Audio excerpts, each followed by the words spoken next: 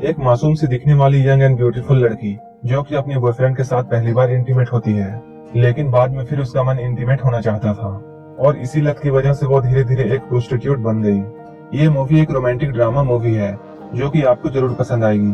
तो चलिए इस मूवी को शुरू करते हैं। इस मूवी की शुरुआत में हम इजाबेला नाम की एक लड़की को बीच में देखते हैं। वो बीच में न्यूड ही सनबाथ ले रही थी। तभी उसका भाई वहाँ आकर उसे बताता है, तुम्हारा बॉयफ्रेंड तुम्हें ढूंढता हुआ घर तक आया है। ये सुनकर इजाबेला उससे कहती है, इन सब के बारे में तुम मॉम को कुछ मत बताना। लेकिन इजाबेला की मॉम को सब कुछ पहले ही पता चल चुका था।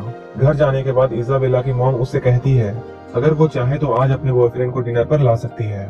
इजाबेला अपनी माँ को बताती है, उसका बॉयफ्रेंड थोड़ा शर्मीला है और वो इसके लायक नहीं है।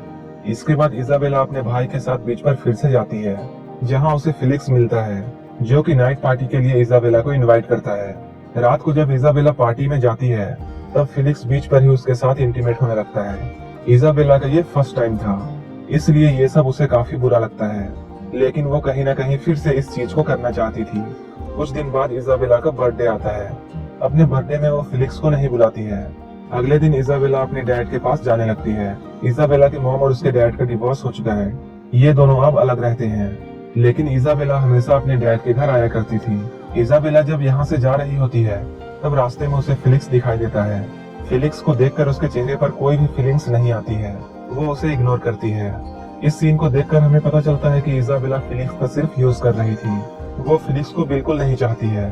कुछ वक्त के बाद हम इजाबेला को एक होटल में जाते हुए देखते हैं, जहाँ उसे जॉर्ज नाम का एक बूढ़ा आदमी मिलता है।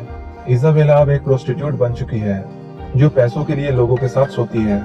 इजाबेला ऑनलाइन साइट से लोगों को ढूंढती है। इसके बाद वो अपना समय निकालकर होटल में उन लोगों से मिलती है। उसकी मुलाकात जॉर्ज से होती है, जो कि उससे कहता है वो एक यंग एंड ब्यूटीफुल लड़की है। कुछ बातें करने के बाद ये दोनों इंटीमेट होते हैं। अगले सीन में हमें इजाबेला का क्लासरूम दिखाया जाता है। वहाँ एक पोएम पर डिस्कशन चल रही थी। कोई कह रहा था ये पोएम समर के बारे में है, क्योंकि लोग समर में खूब इंजॉय करते हैं। वहीं कोई कहता है ये प्यार ढूंढने के बारे में है। तभी एक लड़की बोलती है ये पोएम सैडनेस के बारे में है। इजाबेला को ऐसा लगता है जैसे ये पोएम उसके लाइफ को दर्शाती है। इसकी लाइफ काफी सैडनेस से भरी हुई थी।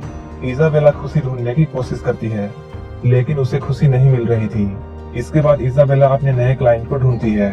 वो भी इसके साथ इंटीमेट होता है, लेकिन वो इसे पूरे पैसे नहीं देता है। इजाबेला जब अपनी बाकी पैसों के बारे में पूछती है, तो वो आदमी इजाबेला की मॉम को सब कुछ बताने की धमकी देता है। इजाबेला चुप हो जाती है, क्योंकि वो कुछ नहीं कर सकती थी। इसके बाद वो अपने घर आ जाती है। इजाबेला की माँ उसे फिल्म देखने चलने के लिए कहती है, लेकिन इजाबेला का मूड नहीं होता है। वो अपनी माँ को मना करती है, लेकिन अपने मॉम की जिद करने के बाद वो अपनी मॉम के साथ चली आती है। जब वो थिएटर पहुंचती है, उसे वहाँ पर जॉर्ज मिलता है, जो कि एक लड़की के साथ था। इंटरवल के टाइम पर इजाबेला जॉर्ज से मिलती है। इसके बाद वो दोनों अक्सर एक दूसरे से मिलने लगे। एक दिन जब इजाबेला जॉर्ज के साथ इंटीमेट हो रही थी, जॉर्ज को हार्ट अटैक आता है और वो वहीं पर मर जाता है। ये देखकर इजाबेला काफी डर जाती है। वो जब वॉशरूम में जाती है, वहाँ उसे कुछ टैबलेट्स मिलते हैं, जो कि जॉर्ज अपनी ताकत बढ़ाने के लिए यूज करता था, और इन्हीं टैबलेट्स की ओवरडोज की वजह से उसकी जान चली गई। इसके बाद इजाबेला वहाँ से चली जाती है। जब पुलिस को इसके बारे में पता चलता है, तो पुलिस उससे पूछने के लिए आती है। पुलिस आकर इजाबेला की मॉम को उसकी सच्चाई बताती है। उसकी मॉम को पुलिस की बातों पर विश्वास नहीं होता है। तभी पुलिस अलग अलग होटल्स के कैमरा फुटेज उसे दिखाती है, जहां वो क्लाइंट्स के पास जाती थी। ये देखकर इजाबेला की मॉम बहुत शॉक हो जाती है। साथ में पुलिस उसकी माँ को बताती है, इजाबेला अभी 17 की है, इसलिए उसे कोई भी सजा नहीं होगी, उसे सिर्फ एक विक्टिम माना जाएगा। लेकिन जब इजाबेला घर आती है, उसकी माँ उसे बहुत मारती है। इसके बाद इजाबेला पुलिस को स्टेटमेंट देकर छूट जाती है। इसके कुछ दिन बाद वो अपने फैमिली फ्रेंड्स के बच्चों को संभालने के लिए उनके घर जाती है, क्योंकि वो लोग उस दिन बाहर जाने वाले थे। जब वो लोग देर रात वापस आते हैं, तब वो लोग इजाबेला को अपने घर जाने के लिए कहते हैं, लेकिन वो लेडी इजाबेला के काम के बारे में जानती थी, इसलिए वो खुद ही उसे घर छोड़ने के लिए जाती है। इसके बाद इजाबेला का थेरेपिस्ट के साथ सेशन होता है, जहाँ थेरेपिस्ट उससे पूछता है, उसने लोगों के साथ सोना क्यों बंद कर दिया। इस पर इजाबेला उसे बताती है, उसे एक जॉर्ज नाम के आदमी के साथ अटैचमेंट हो गई थी, क्योंकि वो आदमी मुझे होटल में बुलाकर मुझसे फिजिकल होने के बजाय मुझे सहलाता रहता था। लेकिन एक दिन जब वो मेरे साथ इंटीमेट हुआ, तो ड्रग्स की ओवरडोज की वजह से उसकी जान चली गई, जिसके बाद मुझे उस काम से नफरत होने लगी है। इसके बाद इजाबेला अपने क्लासमेट एलेक्स के साथ रिलेशन बना लेती है, लेकिन एलेक्स के साथ उसे वो एक्साइटमेंट नहीं मिलती थी जो कि उसे अलग अलग क्लाइंट्स के साथ मिलती थी, और इसी वजह से वो कुछ समय के बाद एलेक्स के साथ ब्रेकअप कर लेती है।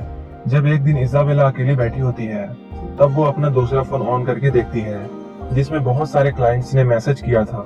उनमें से एक मैसेज जॉर्ज की वाइफ एलिस का था जो कि उससे मिलना चाहती थी। वो इजाबेला को मिलने उसी होटल में बुलाती है जहां वो जॉर्ज के साथ अक्सर मिला करती थी।